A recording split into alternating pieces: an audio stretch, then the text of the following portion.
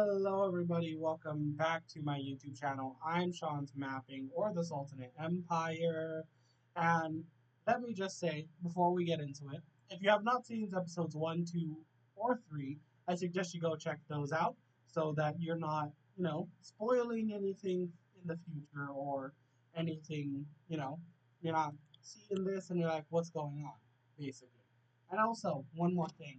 Before we get into this video, I would just like to say I would want to give a huge shout out to Ender M.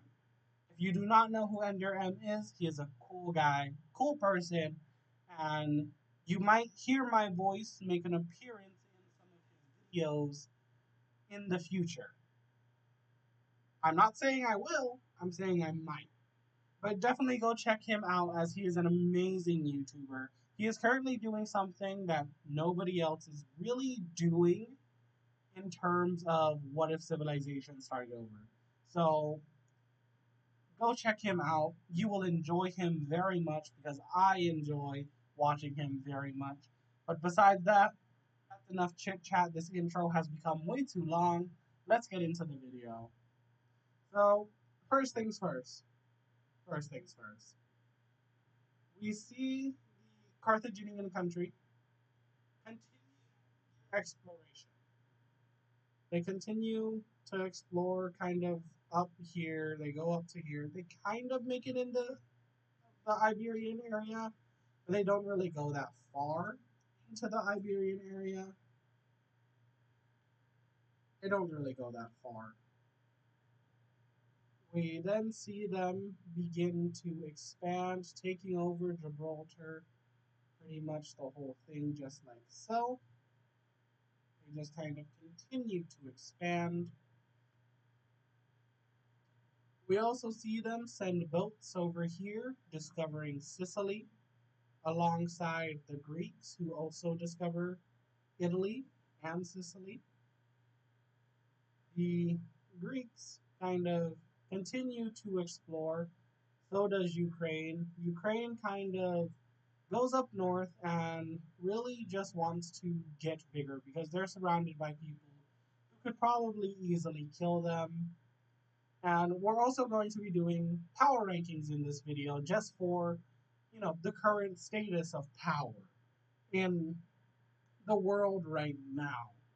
And it's only going to be the top 5 strong nations. It's not going to be um, 15 or 10. It's just going to be the top 5.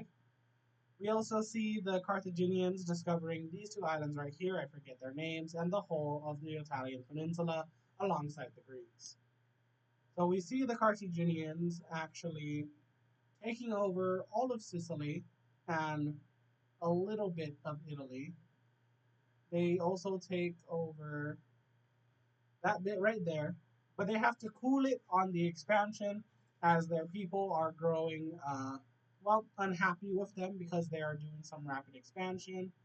The Greeks take up to right about there before they are kind of forced to stop their expansion due to the fact that Italy forms itself its own country, breaking away from the Greeks, because all of these people here are Greek explorers.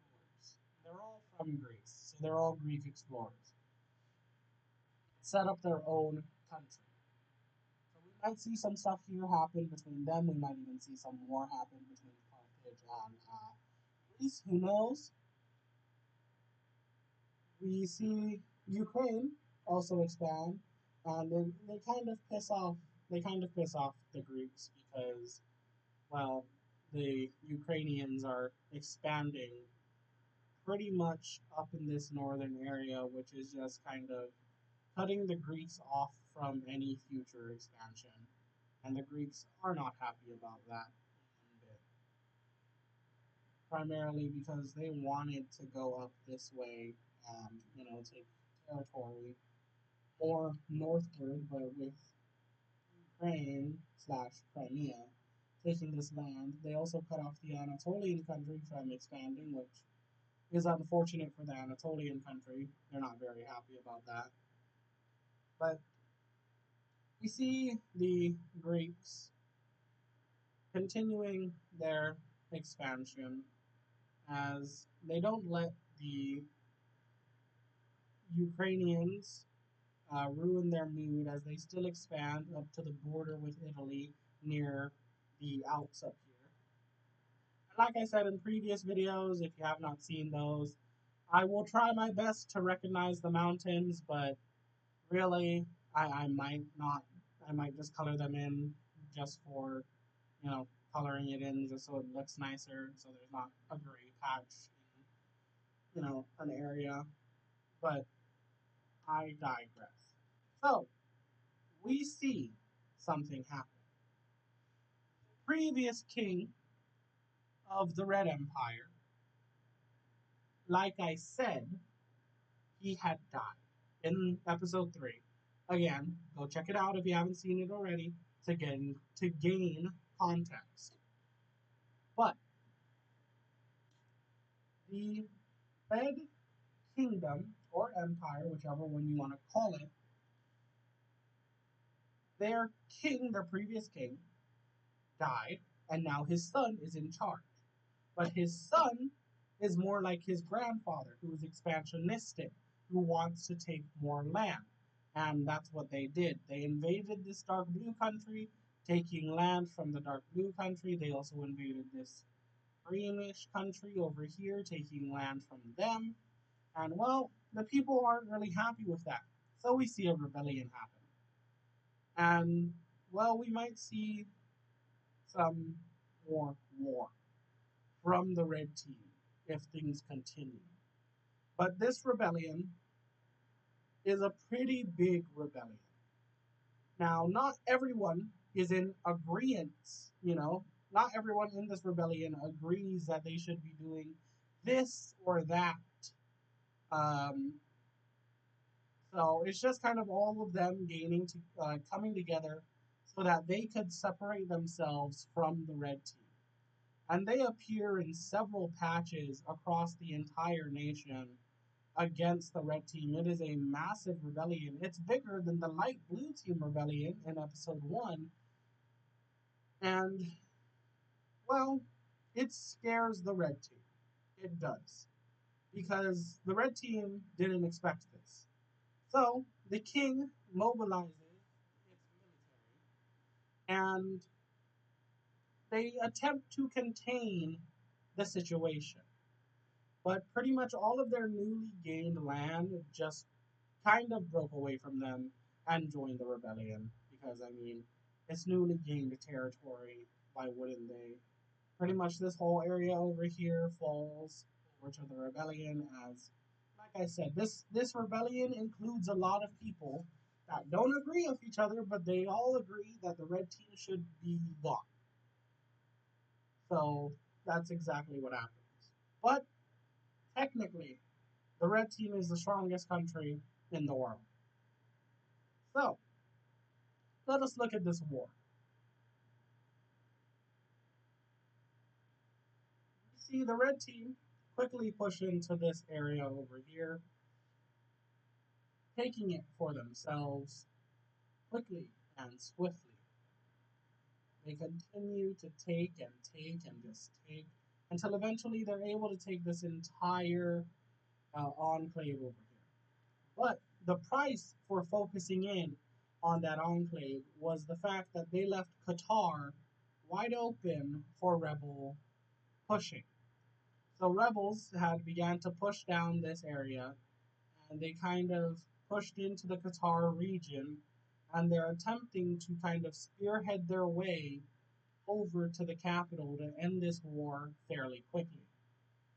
However, the red team notices this and kind of is able to beat them back.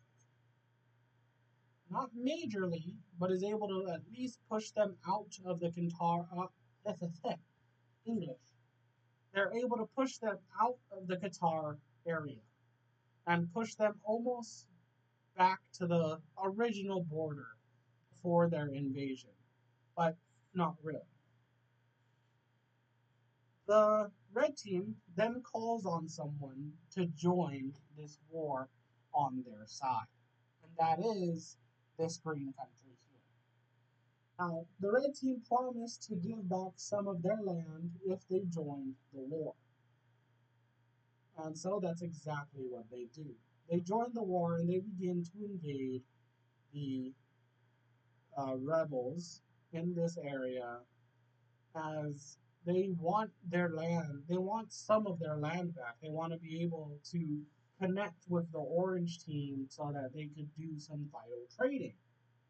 And so they do begin their invasion, and this is a surprise by the insurgents. And they're essentially able to cut the rebellion in two. Red team, at this point, then begins their invasion as they're able to kick the rebels completely out of their country and do a counter invasion of the rebels. They eventually meet up with the green team and they both begin to slowly take land from the rebels. That is until two other countries get involved in this war. The first country to get involved is the blue team because the light blue team does not like the red team. They want to see the red team fall. And so they see this as an opportunity to gain more land. So they declare war on the red team in the middle of their rebellion, and they quickly take territory along the coastal regions. And essentially, the red team is forced to then pull forces out of the rebel. Sorry, I'm a little sick, guys, so if my voice starts to go out, I'm terribly sorry. The red team then begins to pull forces out of the rebel area to go back and defend against the blue team. But it is actually the red team actually finds out and proves it as the blue team is actually working with the rebellion. So now it begs the question, is this really just some random rebellion? Or was this all orchestrated by the blue team? Well, I guess we'll never know. I guess we'll never know. I mean, eventually we'll find out. But until then, you just gotta think with your brain what might happen and why this rebellion might be so big. And why all of a sudden the blue team has decided to go to war with the red team after a major rebellion. Now, the third country to get involved in this war, there were two. There are three people involved in this war against the red team: the rebels, the blue team, and crime and Crimea. This is not Crimea. Caspian Sea Empire or Caspian Sea Kingdom, whichever one you prefer. They declare war on these guys because they want some of their land, and also because their people are very expansionist, but they prefer to expand via taking like land during war. As long as they win the war and they don't suffer a lot of casualties, they are all for the war. They don't want to waste time expanding into unoccupied areas and spending money on developing that land when you can just go to war with someone else and take it. So they eventually march towards the capital of this green country right here, which I guess is technically Iran because their capital is right here where Iran is.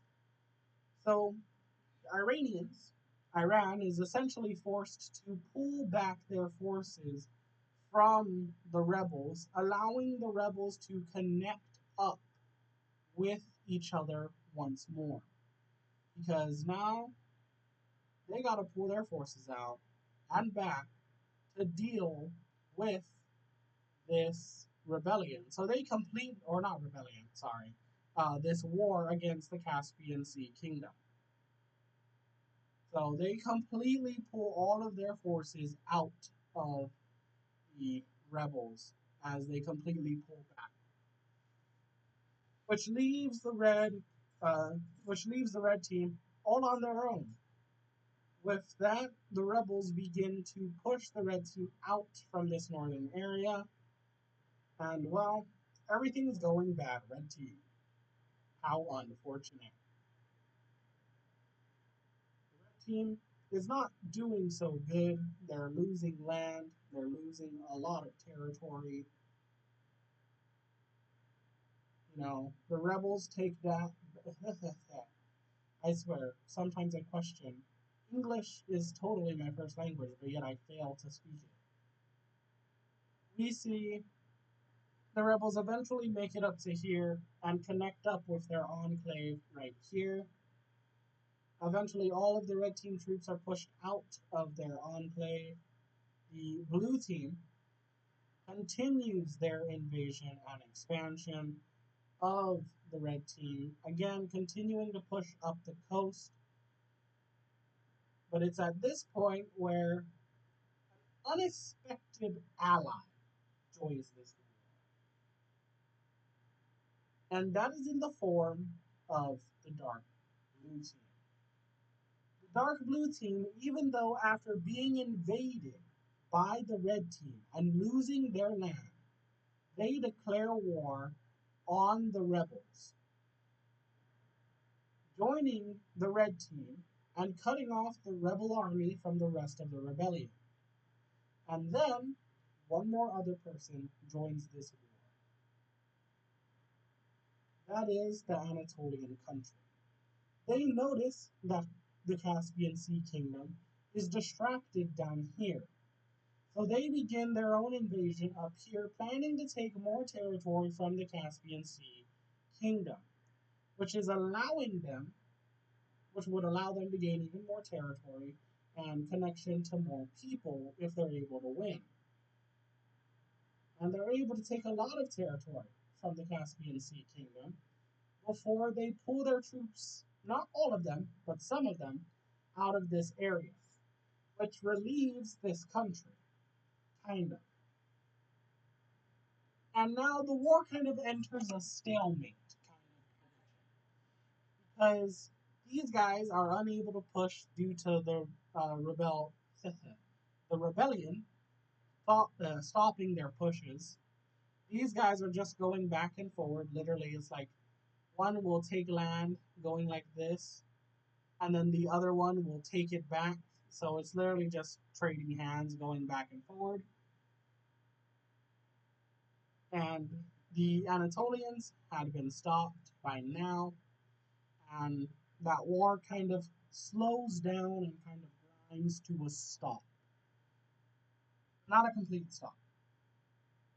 After a few months of fighting and the war not going anywhere, the people in the red team want peace. The people in this green country want peace. The Caspian Sea Kingdom still wants to win this war, and the blue team still wants their territory back. So the red team calls all of the people that participated in this war. They call them all together to a meeting. And this will be known as the meeting of Egypt, the Egyptian Conference. The Egyptian Conference takes place in, of course, Egypt, over there in the orange team, as that was the only person that didn't necessarily pick a side in the war. Everybody else around the red team had picked a side.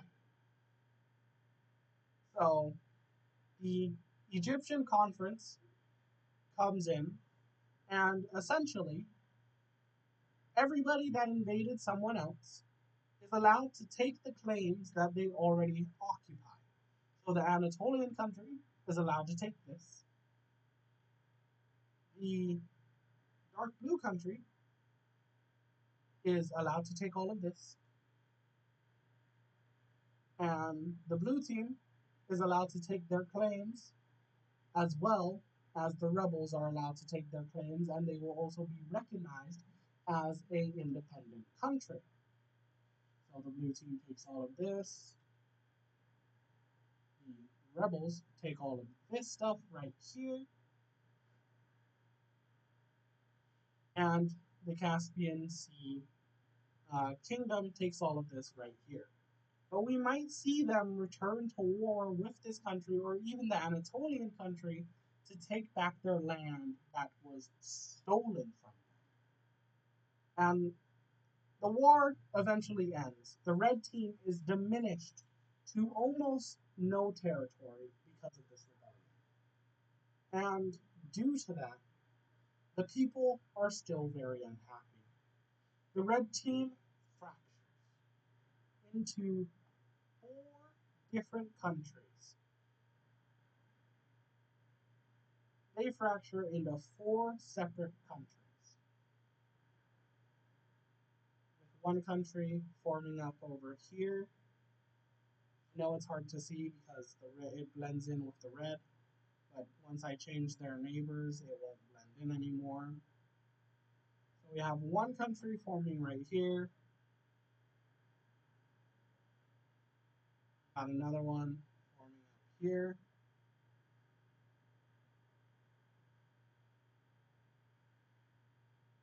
then we have a third one forming right over here,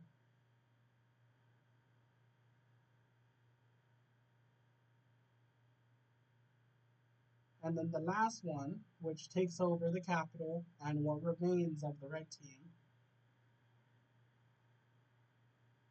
is this one right here.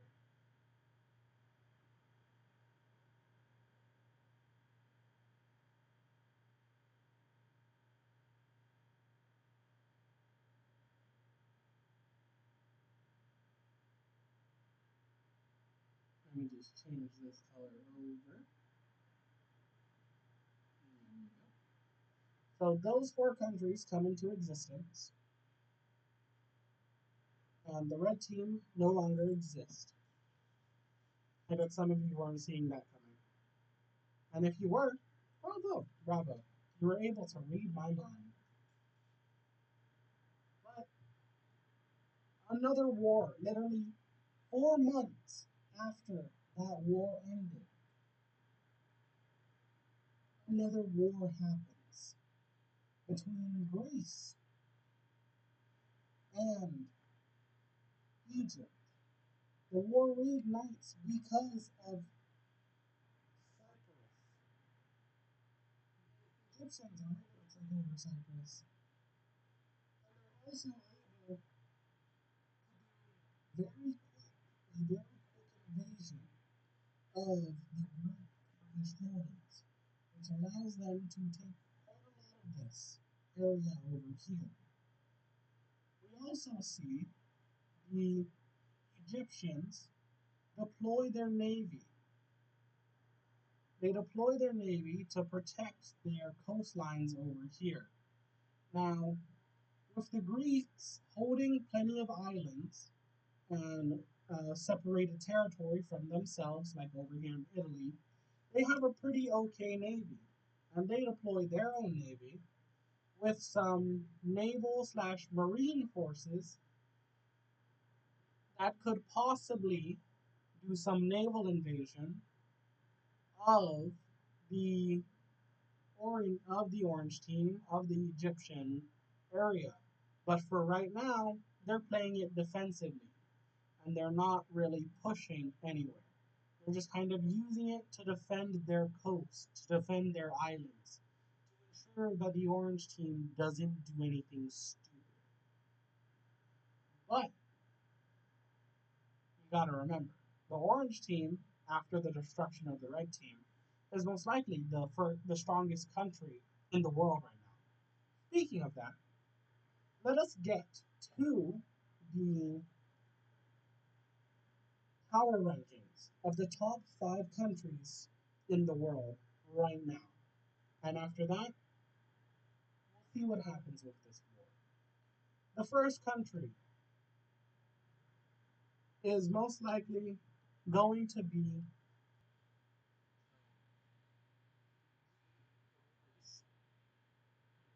number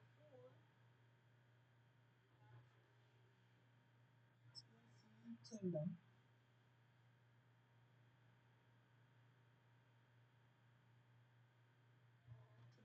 EP4.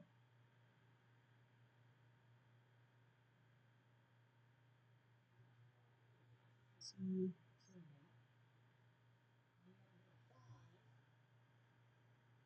would most likely be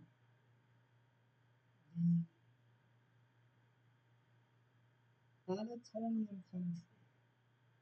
Now I know what some of you might say. What about the rebellion? They got allowed the whole campaign. When they technically, yes, but they are newly founded. They could easily collapse if they're not careful. So, uh,